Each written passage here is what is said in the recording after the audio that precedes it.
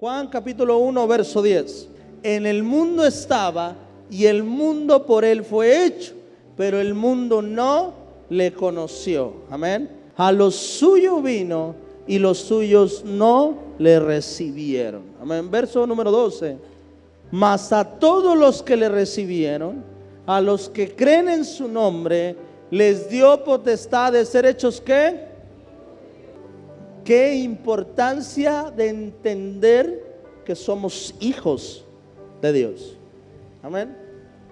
Porque muchos creemos que existe un Dios, pero pocos reconocen o se sienten hijos de Dios. Y hay una diferencia muy grande en eso. Juan capítulo 1, verso 1 empieza a hablar acerca del verbo. Dice, en el principio era el verbo era con Dios y el verbo era Dios, dice su palabra, Juan 1:1.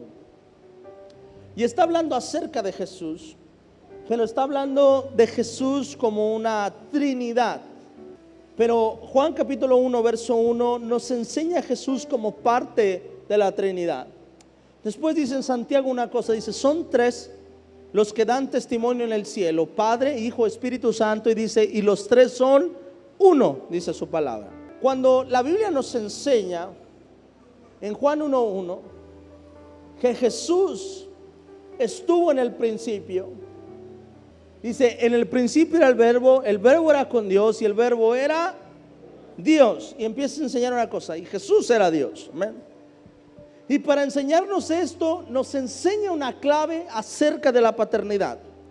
Y nos dice en el verso 10, y el mundo fue hecho por él, en el mundo estaba, y el mundo por él fue hecho. Diga conmigo, por él fue hecho, pero el mundo no le conoció. Escucha esto. Cuando vamos a Génesis capítulo 1, verso 27, nos dice que Dios creó, diga conmigo, creó. Dios creó a la humanidad.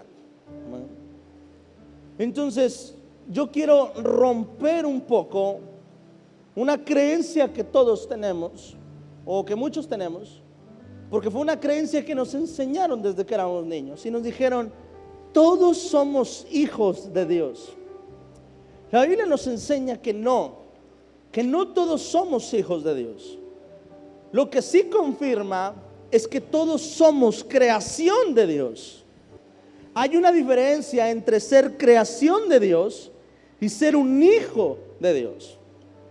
Entonces, cuando alguien decía esto, me causaba mucho conflicto, porque decían, es que todos somos hijos de Dios. La Biblia me enseña que no. La Biblia me enseña que no todos somos hijos, pero sí nos enseña que todos somos creación. Todo fue creado por Dios. Y todos somos parte de esa creación de Dios.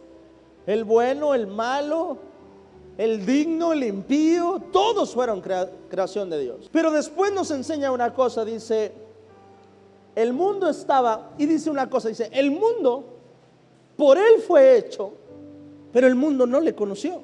Dice una cosa, dice, aunque él creó el mundo no le conoció. Verso 11, dice, y a los suyos vino, y los suyos no le recibieron. Verso 12, y nos da una enseñanza acerca de la paternidad. Y nos dice el verso 12, mas a todos, diga conmigo, a todos los que le recibieron, a los que creen en su nombre, les dio potestad, diga conmigo, potestad, de ser llamado como hijos de Dios. Y nos enseña una cosa, me dice, mira, el mundo fue creado por él, pero el mundo no le conoce. Pero vino al mundo. Dice, y a todo aquel que le reciba, a todo aquel que crea en su nombre, ¿qué crees? Dejará de ser creación y le dará la potestad de ser llamado hijo de Dios. Vamos a Romanos capítulo 8, verso 15. Te dice, pues no habéis recibido el espíritu de esclavitud para estar otra vez ¿en qué? En temor, sino que habéis recibido el espíritu ¿de qué?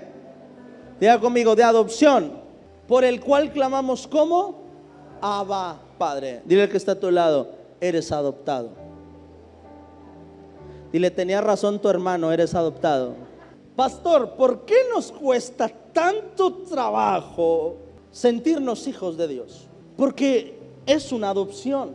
Y la adopción siempre va a costar trabajo aceptarla. Porque fuimos comprados con su sangre preciosa. Pero al final, siempre que hay una adopción, hay un espíritu de temor y de falta de identidad. Cuando mi esposa y yo nos casamos recién, yo siempre tuve la intención de adoptar. Y eso me llevó a estudiar un poco sobre esto. Y sabes, la adopción siempre es difícil de asimilar. Quizá el padre es el más contento por adoptar. Sino el que es adoptado, él es el que pasa por una crisis emocional. Porque si a un hijo, cuando tú le niegas algo, un hijo de sangre, cuando tú le niegas algo, se siente que su padre no lo quiere. Ahora imagínate una persona que sabe que él no es su padre. Amén. Y quiero que entiendas esto. Muchos de nosotros nos pasa lo mismo. Porque cuando vinimos a Dios, estamos en ese espíritu de adopción. Y hay muchos de nosotros que nos cuesta trabajo asimilar que somos hijos. Y por eso hay una lucha constante entre Dios me amará, no me amará, me escuchará, no me escuchará. Es que oro a Dios pero como que no me escucha. Y por eso hay esa lucha constante de regreso me voy, regreso me voy, regreso me voy. Porque no has terminado de convencerte de que verdaderamente eres hijo de Dios. Cuando una persona acepta la paternidad de Dios de verdad, es una persona que sabe que no puede hacer su vida lejos de Dios.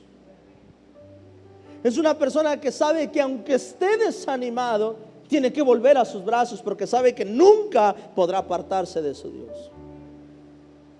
La persona que acepta la paternidad de Dios es una persona que nunca pondrá en juego su búsqueda de Dios. Podrá desanimarse y lo que quieras, pero va a poder planear una vida con Dios. Va a ver a Dios en todos sus proyectos. A muchos de nosotros nos pasa eso dentro de la iglesia, aunque tenemos nuestros procesos, tenemos nuestras tribulaciones, tenemos nuestros problemas, pero sabemos que Dios es nuestro Padre. Y hay otros que no, que estamos dudando día a día si Dios es mi Padre o no es mi Padre. Vuelvo, me voy, regreso, me voy, oro, ya no, le pido, ya no. Dios me da, es mi Padre, no me da, no es mi Padre. Dios me da, me ama, no me da, no me ama. ¿Por qué? Porque estamos luchando con el espíritu de adopción en nuestra vida. Pero déjame decirte una cosa. La adopción te da potestad. Diga conmigo, potestad. Y la palabra potestad es la palabra autoridad o dominio. Seas adoptado o no, seas un hijo de sangre o no en lo natural, una persona que ha sido adoptada tiene potestad y autoridad, tiene dominio, la autoridad o el dominio de su padre. Una persona que ha sido reconocido por su padre, hablando en lo natural, sea o no un hijo de sangre o por adopción, tiene la potestad y la autoridad de su padre. En pocas palabras, si el niño quiere viajar a otro país, necesita la potestad de su padre para viajar. Y aunque venga su padre de sangre y diga, no, es que él es mi hijo, pero no tienes la potestad porque tu hijo ha sido adoptado. ¿Está conmigo? Y la persona quiere viajar, y aunque el hijo tenga 10, 12 años y diga, ¿qué? Él ni es mi padre, ¿por qué me va a dar permiso? Porque tienes un contrato de adopción. Y como contrato de adopción, no solamente tienes los beneficios, también tienes la autoridad de tu padre sobre ti. ¿Está de acuerdo conmigo? Pero no solamente tiene la autoridad, escucha, de su padre, sino también tiene la autoridad sobre las riquezas de su padre, sobre las bendiciones de su padre. Y una vez que una persona ha sido adoptada, el padre está obligado ¿a qué? El padre está obligado a darle salud, a darle una vida digna, a darle economía, a darle estudio, a darle vestido, a darle morada. Espiritualmente es exactamente lo mismo. La persona que quiere o que necesita ser adoptada, necesita su tutor tener la capacidad de poderlo adoptar. Y déjame decirte que mi Dios tiene la capacidad de adoptarnos como sus hijos. Y cuando eso pasa, tenemos nosotros una autoridad, tenemos nosotros una potestad. Amén. Dios te ha dado potestad de ser llamado hijo de Dios. Y como hijo, entonces, no importa lo que diga la gente. Como hijo, no importa lo que diga mi hermano. Como hijo, no me importa lo que digan los demás. Soy digno y merecedor de la herencia de mi padre. ¿Cuántos dicen amén? Soy digno. Quizá no me siento digno, pero eso no significa que no lo sea. Quizá no sienta que lo merezca, pero no significa que no lo merezca. Recuerda una cosa, nosotros somos sus hijos, no es por nuestro amor, no por nuestra misericordia. Somos sus hijos por su amor y por su misericordia. Si fuera por la nuestra, quizá no hubiera sido posible. Hay quienes no se adoptarían ni a usted mismo. Se dice, no, si yo fuera una persona adulta y tuviera que adoptarme a mí mismo, no, hombre, no me adopto. Pero es por su gracia y por su misericordia, amén. Y quiero enseñarte una historia en la Biblia que Dios nos dejó para que pudiéramos entender cómo es el espíritu de adopción. Segunda de Samuel capítulo 9 verso 1.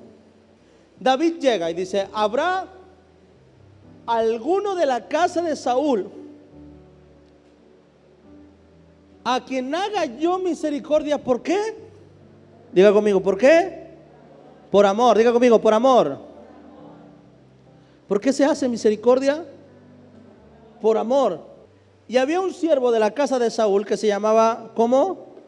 Siba, no Simba, al cual llamaron para que viniese a David, y el rey le dijo, ¿eres tú, Siba? Y él respondió, ¿qué? Y responde Siba, dice, hay uno que incluso es hijo de Jonatán, incluso es su hijo. Dice, pero este tiene un pequeño problema. Dice, este hombre, esta persona, este hombre está lisiado. Tuvo una caída cuando era bebé. De hecho, Señor, quedó lisiado cuando andaban huyendo de que usted los matara. La nodriza lo agarró, corrió y se le cayó. Y cuando se le cayó, quedó dañado de sus pies. Porque cuando el rey Saúl murió, agarraron al niño. El niño, corre la nodriza con el niño porque pensó que David lo iba a mandar matar, porque él podía reclamar el trono de su padre Saúl. Y entonces David dice una cosa, dice, tráigalo. Dice, él está en Ludebar, y se lo traen. Y en Ludebar era un lugar donde se escondían las personas que eran perseguidas, donde los asesinos, los deudores iban y se escondían allá, porque nadie iba a sacarlos allá. Para que me entienda, era como la Indepe a mero arriba. Y se ponen los siervos a buscarlo y lo traen delante de David. Y entra ese joven lisiado al palacio. David nos muestra el corazón de Dios, porque David hace algo. David lo adopta, diga conmigo, lo adopta. Quien formaba parte del palacio era el rey y la familia del rey. Si el padre moría, No importaba si el hijo tenía 6 años o 5 años, ya podía reclamar el trono. Si un reino era conquistado por alguien, se tenía que matar a toda la descendencia para que nadie pudiera reclamar el trono que era de su padre. David se da cuenta que había un hombre llamado Mefiboset, pero David se atreve a darle poder y a darle autoridad a alguien que podía reclamar el trono de su padre. Si entre todos estos guerreros había hombres que también amaban a Jonatán o a Saúl y que ahora servían a David, por amor a Jonatán, por amor a Saúl, podían traicionar a David para posicionar a Mefiboset como rey. Mefiboset no quería venir delante de David. Quizá pensó que esto era una trampa. Dice así: y vino Mefiboset, hijo de Jonatán, y hijo de ¿quién? De Saúl, a David, y se postró sobre su rostro, y le dijo a David: no tengas temor. Diga conmigo, no tengas temor. Le está diciendo a Mefiboset: Mefiboset, sé que te quedaste huérfano, sé que ya no tienes padre ni abuelo, sé que ya no tienes tierras, sé que ya no tienes herencia, sé que eres un lisiado, y por esa razón te voy a decir algo: te adopto. Por amor a Jonatán te voy a adoptar, y de aquí en adelante, ¿sabes qué? Las tierras que eran de tu padre y ahora son mías, también serán tuyas. Le dice: ¿sabes qué? Merecías la muerte, pero no temas, no te voy a matar, no por ti, por amor a tu padre. Dice: por amor a Jonatán voy a hacer misericordia a ti. Ya no tenías padre, ¿verdad? No, Señor. Bueno, ahora yo seré tu padre. ¿Y por qué digo que lo adopta como un padre? Te voy a decir por qué. Porque le da un honor máximo. El último honor que le da, y le dice: comerás siempre en mi mesa. Y ese era el máximo honor que una persona podía tener ante un rey: sentarse a la mesa. No sentarse a la mesa del rey, no, sentarse a comer a la mesa con el rey. El honor de ser tratado como hijo. Si tú quieres apegar a alguien a ti, siéntalo a tu mesa, porque sentarse a la mesa es el máximo nivel de honor en una cultura de reino. Y David le da esto a Mefiboset y le dice: de aquí en adelante te sentarás a mi mesa. Le está diciendo: de aquí en adelante, Mefiboset, ya no estás solo. Y le dice Mefiboset una cosa, le dice: hey, David, yo sé quién soy. Soy un perro muerto. En pocas palabras le dice: no merezco lo que me estás diciendo. Espíritu de adopción, difícil de aceptar, no por el padre, sino por el hijo. No sé en qué forma le preguntó, pero hay muchas formas de ver esta pregunta, Yo, Adrián, cuando leo la Biblia me gusta mucho imaginar. No sé si lo dijo llorando, si lo dijo sarcástico, quizá lo pudo haber dicho como chistosito, o quizá estaba llorando diciendo: ¿quién eres? ¿Quién te crió? ¿Quién te enseñó? ¿Quién te educó? ¿Qué Dios tienes para que mires a este perro muerto? ¿Qué tipo de persona eres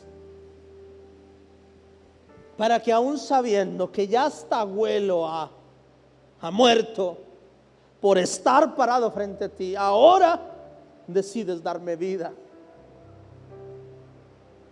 Decides tomarme y levantarme. ¿Quién eres? En pocas palabras, Mefiboset estaba diciendo: ni yo me atrevería a hacer lo que estás haciendo, David. Entonces el rey llamó a Siba, siervo de Saúl, y le dijo: todo lo que fue de Saúl y de toda su casa yo lo he dado al hijo de tu señor. Verso 10. No solo eso, le dice: tú pues, le dice a Siba. Yo creo que Siba pensó: ¿qué hice?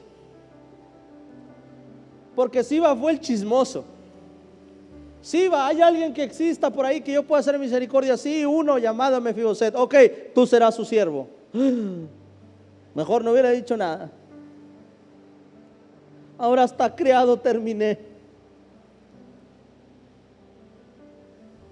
Y le dice, Siba, de aquí en adelante, ¿te acuerdas todas las tierras que eran de tu rey Saúl? Sí, señor, sí recuerdo. Ok, de aquí en adelante Mefiboset va a seguir siendo el dueño. Y número 2, volverás a ser un siervo. Y tú trabajarás sus tierras porque él está lisiado, él no puede. Y dice, y no solo labrarás la tierra. Dice, y no solo tú solo, lo harás con tus hijos y con tus siervos. Toda tu familia le servirá. Y no solo eso, vas a recoger los frutos. Para que el hijo de tu señor, para que el hijo del rey Saúl tenga pan para comer. Dice, pero Mefiboset, el hijo de tu señor, comerá siempre a mi mesa. Y tenía Siba, ¿cuántos hijos? 15 hijos y 20 siervos. Y le dice una cosa, en pocas palabras. Yo no entendía lo que era ser padre hasta que tuve a mis hijos. ¿Y por qué creo que David estaba adoptando a Mefiboset como un hijo? Porque David no solamente tuvo misericordia de él, no le dijo David, no le dijo Mefiboset, te daré tierras, te daré una mesa. No, le dijo, sabes, te daré todo, no te faltará nada, pero te pido una cosa, por favor, siéntate a mi mesa. No olvides quién es tu padre. Amén. Y ahora que yo soy padre, pienso en eso. Y pienso en una casa grande donde pueda tener a mis hijos. Y pienso en salir a un lugar donde pueda tener a mis hijos. Y pienso en invertir donde mis hijos puedan disfrutar conmigo. Y pienso en una vida cerca de mis hijos. Pienso en un patrimonio para mis hijos. Pero sobre todo pienso que cuando fueren viejos se sigan sentando a mi mesa. Amo y cuido a su madre para que nunca sientan odio y rencor hacia su padre y los lleve a no sentarse a la mesa. Y Mefiboset dice algo, David le dice algo a Mefiboset, Mefiboset, tienes tierras, ya tienes criados, ya tienes fruto, ya tienes casa, ya tienes todo, pero hay una cosa aquí, usted se sienta a mi mesa. No en su mesa, se sienta en la mía. Y eso es algo que Dios ha querido hacer con todos nosotros. Y Dios te dice eso, hijo, quizá eras como Mefiboset, pero has recibido el espíritu de adopción y por esa razón serás bendecido, serás prosperado, serás multiplicado, tendrás familia, tendrás hijos, tendrás siervos, tendrás todo, pero te pido un favor, nunca dejes de sentarte a mi mesa. Nunca huyas de mi mesa. Que cuando usted crezca, esta es la verdadera paternidad, que cuando usted crezca, usted haga su vida y se desarrolle y haga lo que quiera, pero nunca olvide de sentarse a la mesa.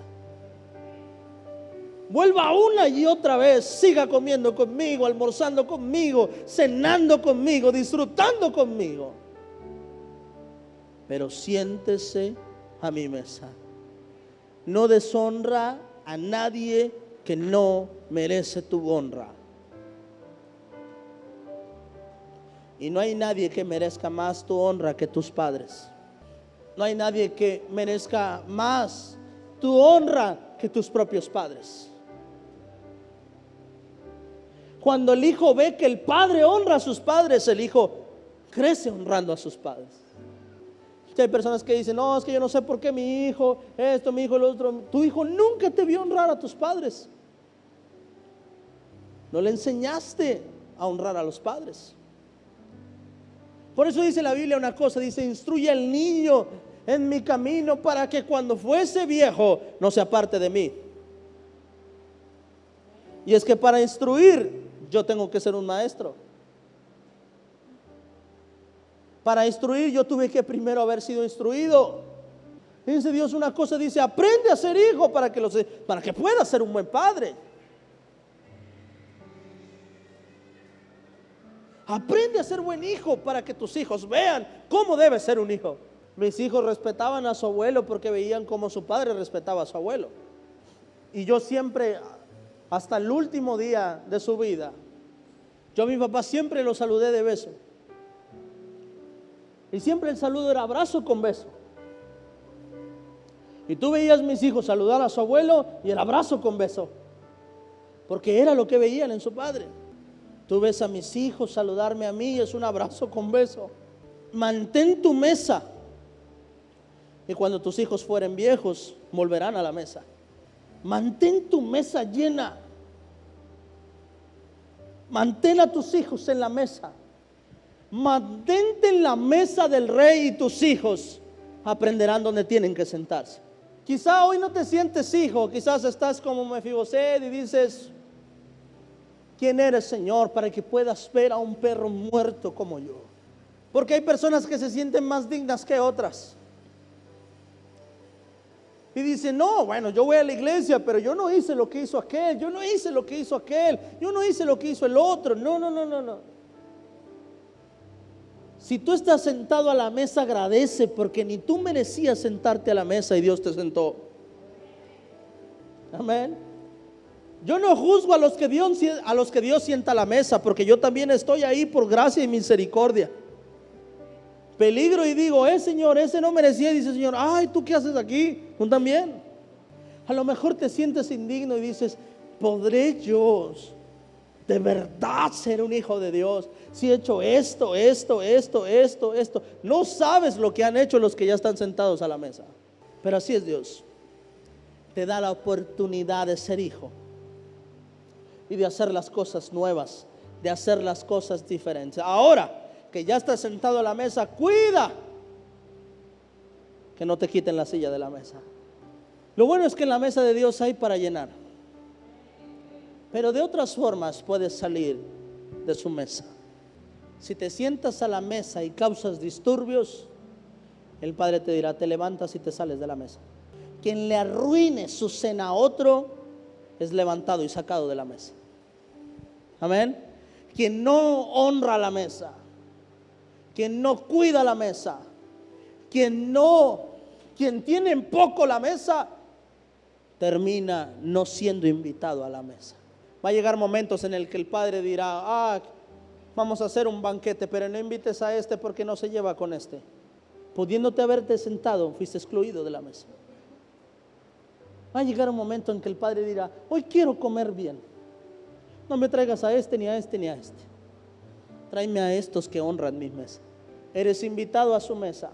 Siéntate a la mesa y cuida tu lugar en la mesa. Quizá no te sientes digno. La adopción es difícil de asimilar, pero la adopción me da potestad. Y teniendo potestad, tengo autoridad y dominio sobre todas las riquezas de mi Padre.